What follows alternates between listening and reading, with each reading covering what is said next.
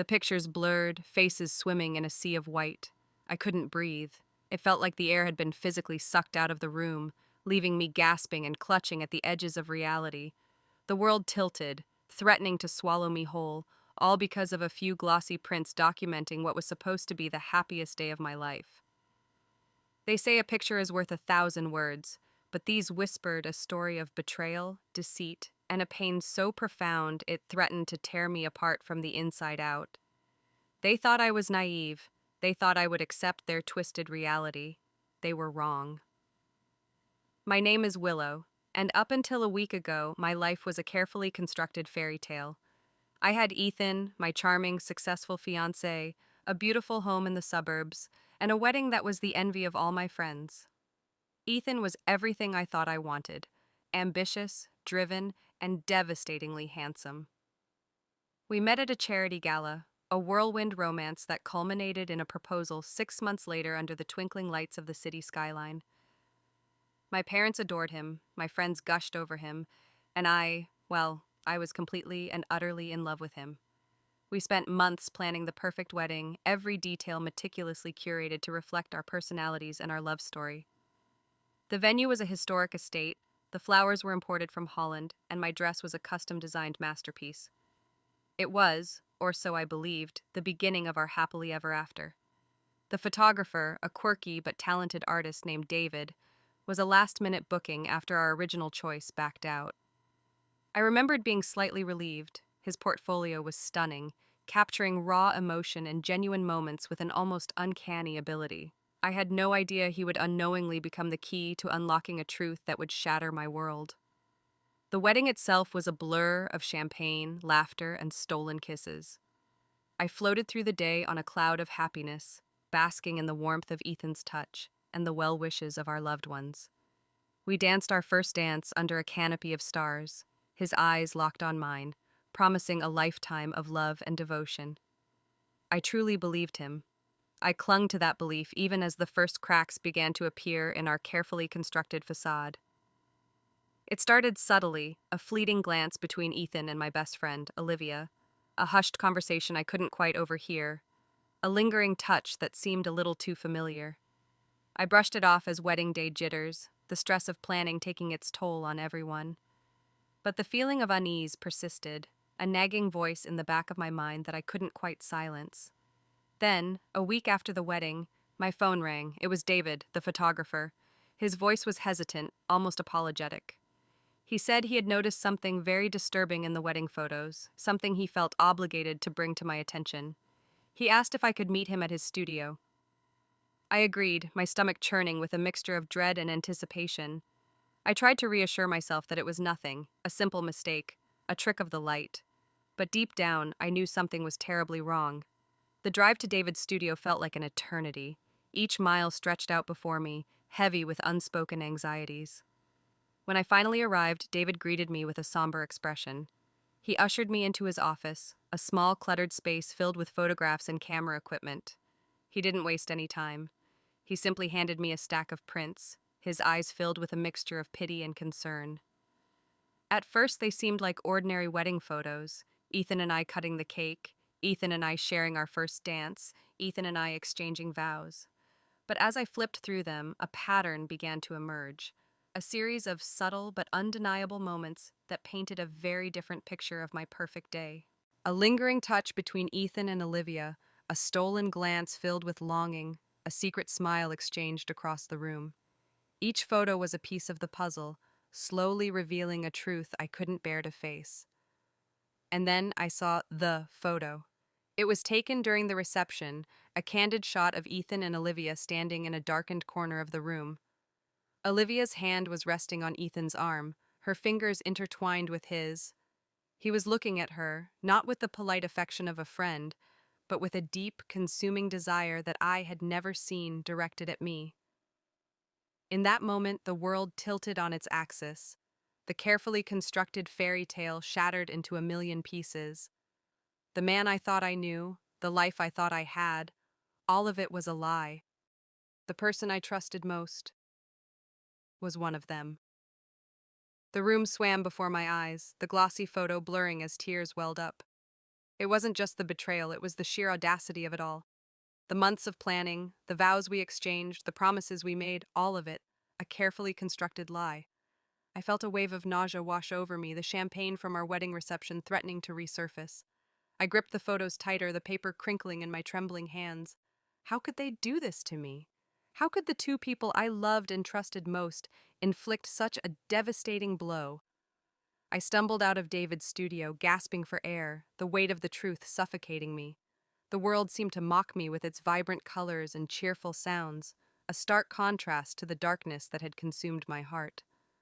I drove home in a daze, the familiar streets of my neighborhood feeling alien and unfamiliar. Our home, once a sanctuary of love and laughter, now felt like a prison, its walls closing in on me, trapping me in a web of deceit.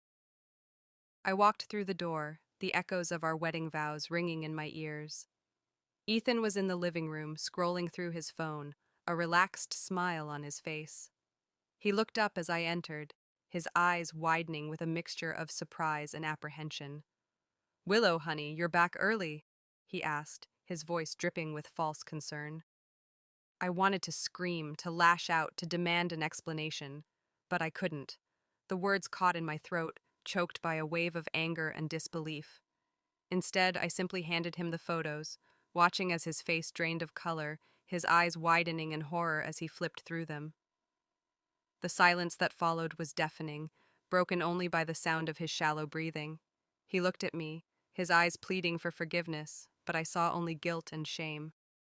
"Willow, I can explain," he stammered, his voice barely a whisper. "Then tell me, Ethan," I said, my voice cold and brittle. He launched into a rambling explanation, a jumble of excuses and half-truths. He claimed that Olivia was just a friend, that their connection was purely platonic, that the stolen glances and lingering touches were simply innocent gestures misinterpreted.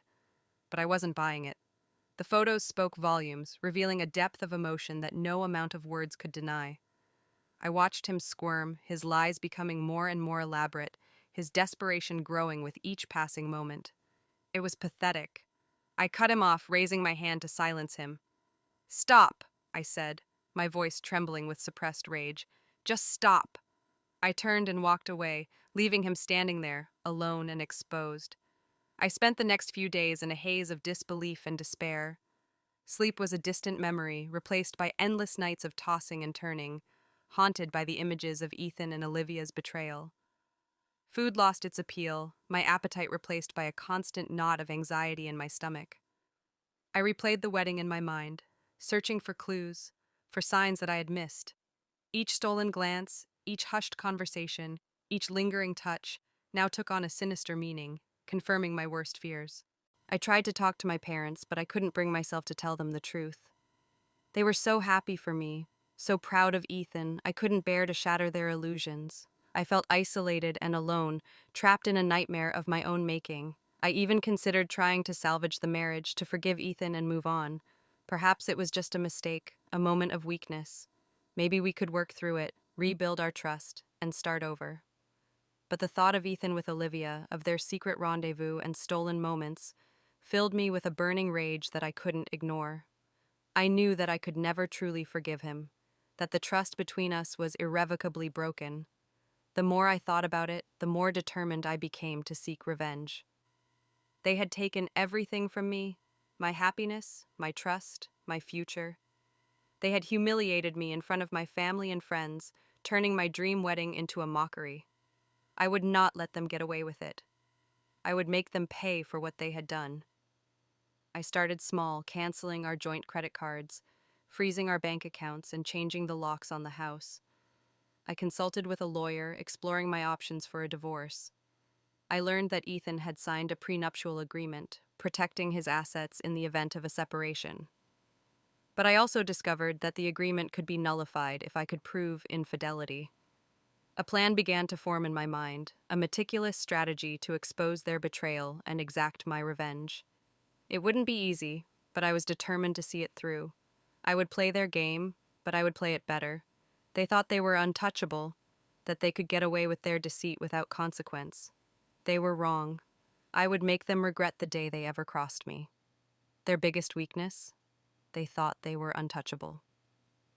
The following weeks were a blur of legal consultations, tear-stained nights, and a growing sense of isolation. My parents, sensing something was amiss but still unaware of the full extent of Ethan's betrayal, grew increasingly concerned.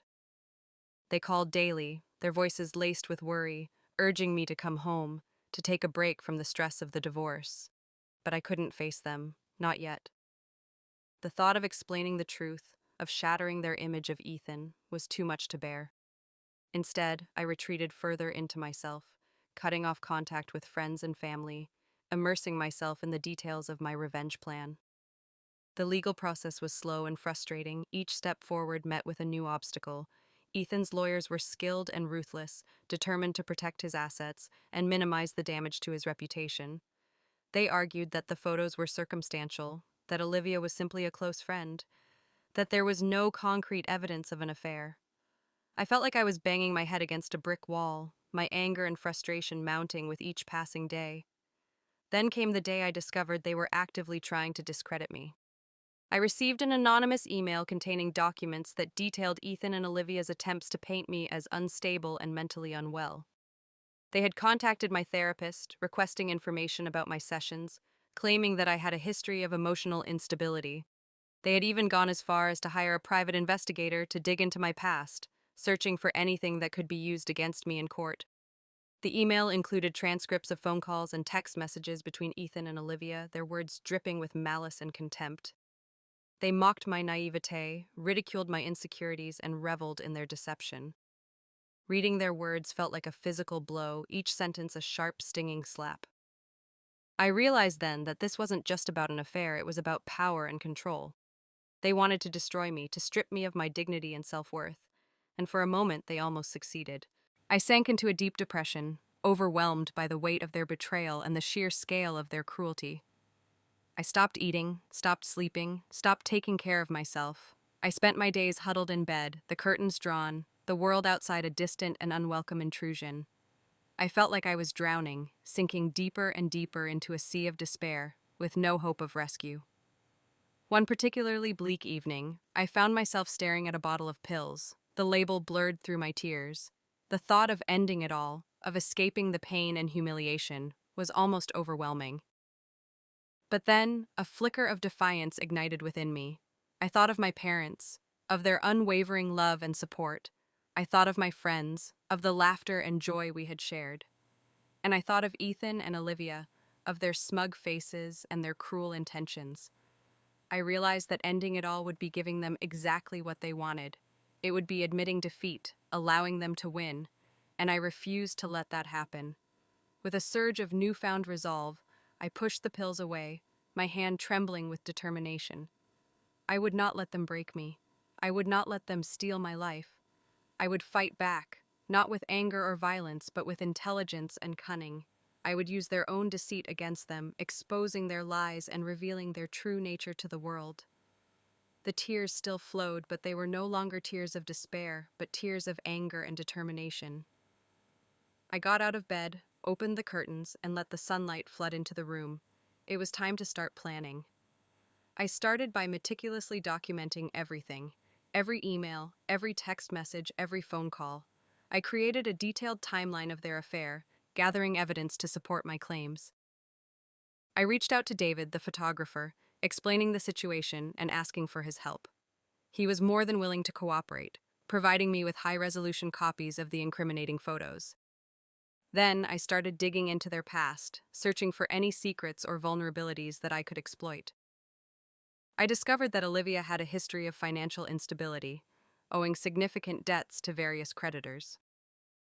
Ethan, on the other hand, had a reputation to protect, a carefully cultivated image of success and respectability.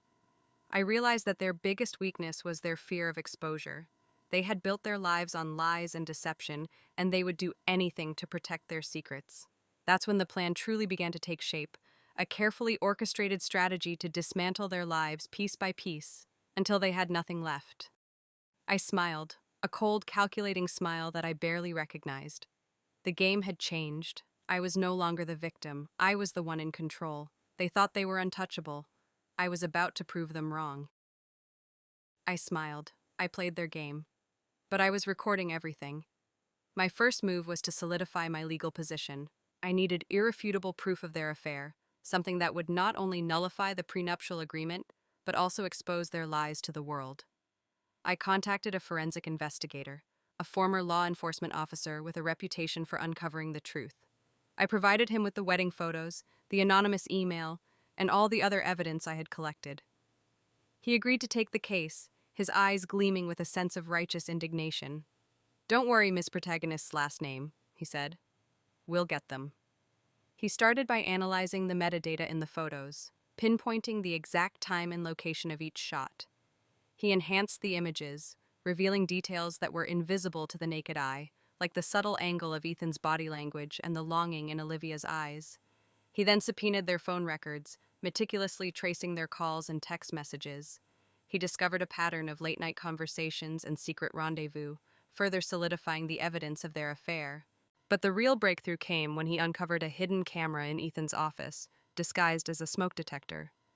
It had been installed months before the wedding, capturing countless hours of footage, and on that footage was everything. The investigator worked tirelessly, poring over the hours of surveillance footage, searching for the smoking gun. Days turned into nights as he sifted through the mundane details of their daily lives, fast-forwarding and rewinding, zooming in and out. He almost gave up hope, convinced that the camera had captured nothing of significance. But then, one evening, he stumbled upon a recording that made his blood run cold. It was a video of Ethan and Olivia discussing their plan to discredit me, their words dripping with malice and contempt. They laughed about my naivete, mocked my insecurities, and reveled in their deception. They even discussed ways to manipulate my therapist into divulging confidential information, violating my privacy, and undermining my mental health. The investigator immediately contacted me, his voice trembling with anger. "Ms. Protagonist's last name," he said. I rushed to his office, my heart pounding in my chest. He played the video for me, and I watched in stunned silence as Ethan and Olivia revealed their true colors. Their words were like a knife to the heart, confirming my worst fears and shattering any remaining illusions I had about them. But amidst the pain and anger, I also felt a sense of vindication. I had been right all along. They were evil, deceitful people, and now I had the evidence to prove it. The next step was to expose their betrayal to the world. I decided to leak the photos and the video to a popular gossip website, a platform known for its sensational headlines and its ability to reach a wide audience. I created an anonymous email account and sent the evidence to the website's editor, along with a detailed account of Ethan and Olivia's affair and their attempts to discredit me. I knew that the story would generate a lot of buzz, but I underestimated the speed and ferocity with which it would spread. Within hours, the website published the story, complete with the incriminating photos and the shocking video. The internet exploded.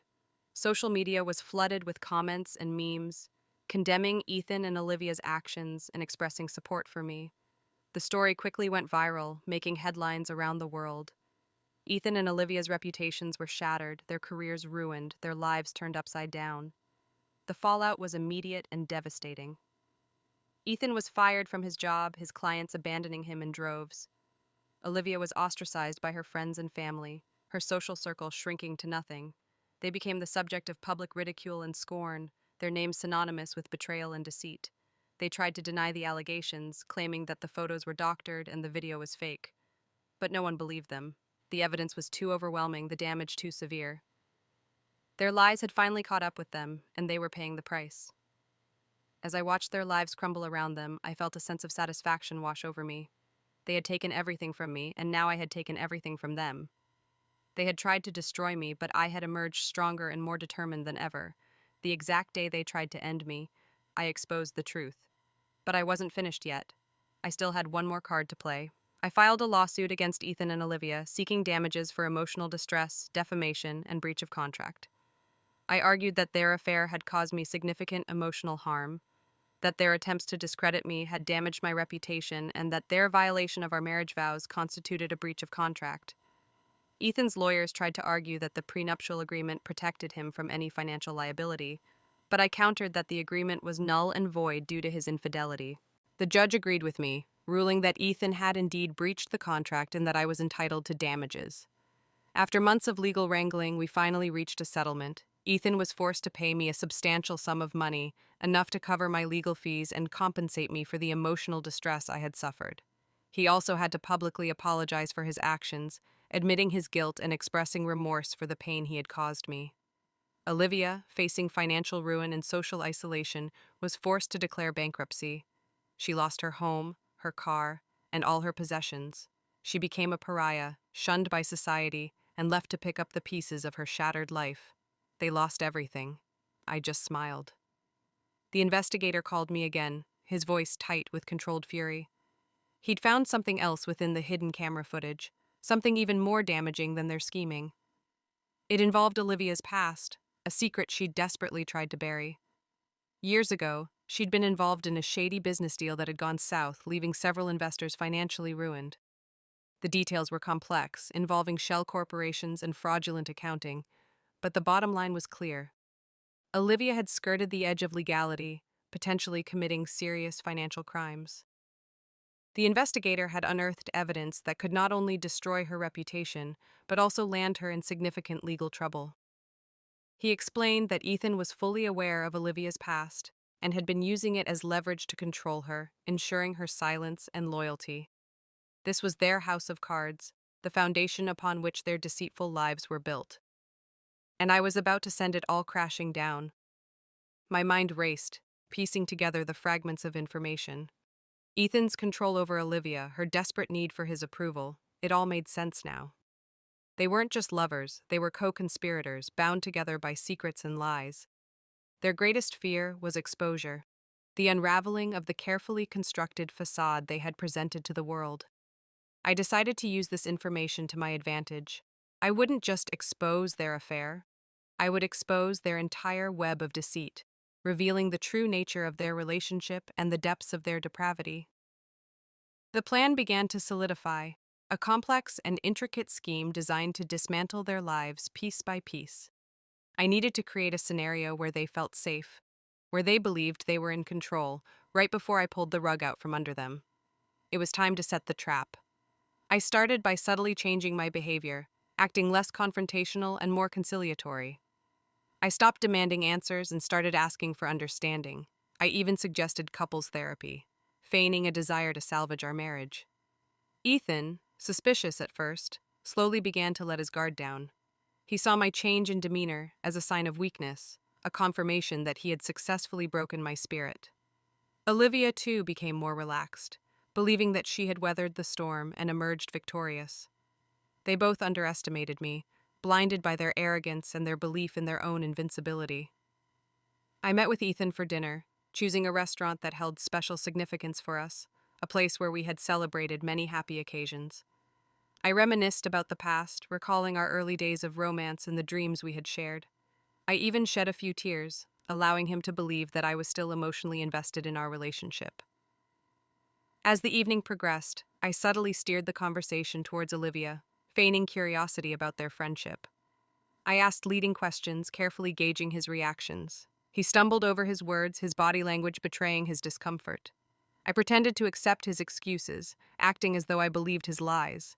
But inside I was seething with anger, my resolve hardening with each passing moment. Before the end of the night, I casually mentioned that I was considering dropping the lawsuit, that I just wanted to move on with my life. Ethan's eyes lit up with relief. He thought he had won.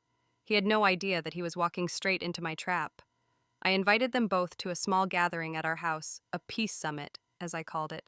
I told them that I wanted to clear the air, to put an end to the animosity and move forward with our lives. I assured them that I had no ulterior motives, that I simply wanted to find a way to coexist peacefully. They hesitated at first, wary of my intentions, but eventually they agreed. They couldn't resist the opportunity to gloat, to witness my supposed defeat firsthand. They thought they were untouchable. They were about to learn just how wrong they were. The day of the gathering arrived, and I meticulously prepared for their arrival.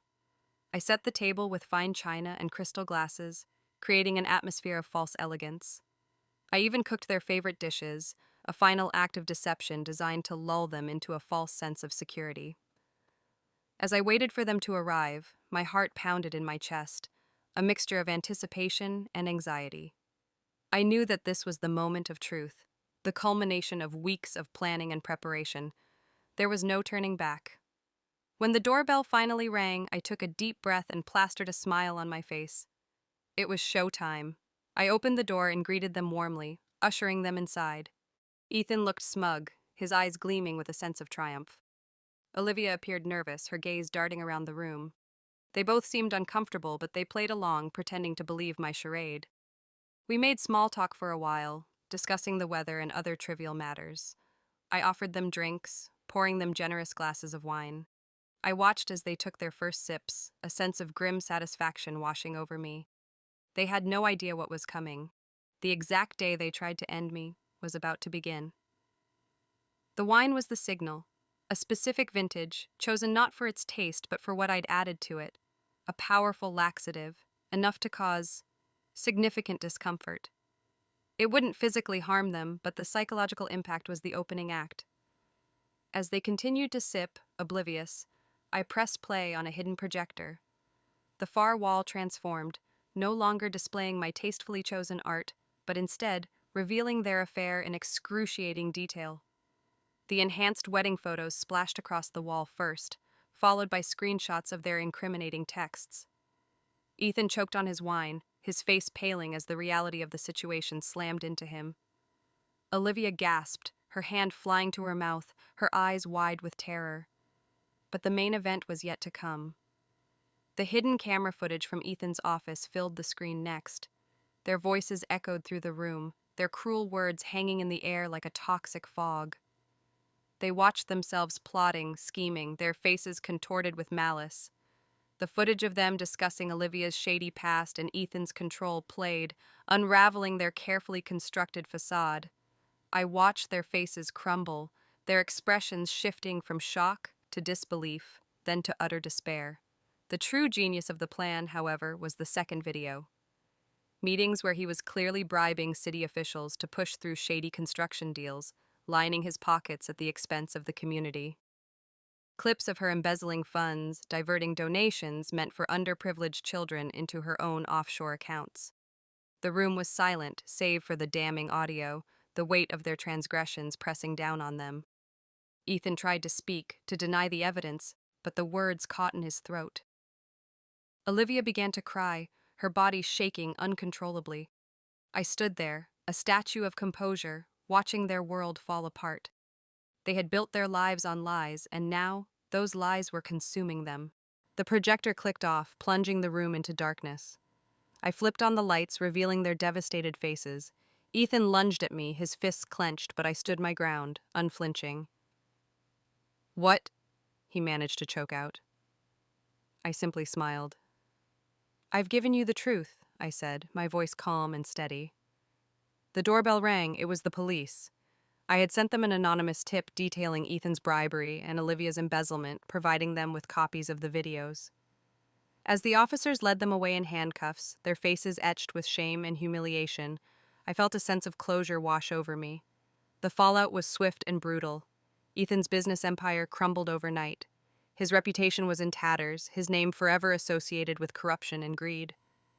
He was facing multiple charges, and the prospect of spending years behind bars loomed large.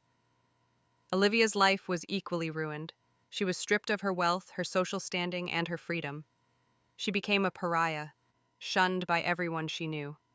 The media had a field day, their story splashed across every newspaper and television screen. They were the poster children for betrayal and deceit, their names synonymous with scandal and disgrace. They had lost everything. I just smiled. Years passed. I rebuilt my life, stronger and more resilient than ever before. I focused on my career, my friends, and my own well-being. I traveled the world, pursued my passions, and embraced the opportunities that came my way. I never looked back, never regretted my decision to seek revenge. Some may say that revenge is a dish best served cold, but I say it's a necessary act of self-preservation. It's about reclaiming your power, about refusing to be a victim. It's about standing up for yourself and fighting back against those who seek to harm you. They tried to end me, to destroy my life, but they failed. I emerged from the ashes, a phoenix reborn, and in the end, that's all that mattered. Revenge isn't sweet, it's necessary. Would you have done the same? Let me know in the comments. Subscribe for more justice.